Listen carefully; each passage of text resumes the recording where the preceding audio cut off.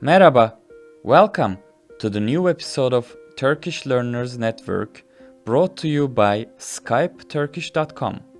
In this episode, we will learn fruits in Turkish. This is part 3 of our food series. Armut,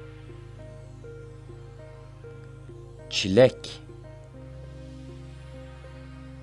elma, karpuz, kavun, kayısı, kiraz, limon, muz, nar, portakal, şeftali, üzüm, vişne. Teşekkürler. Thank you for watching our video.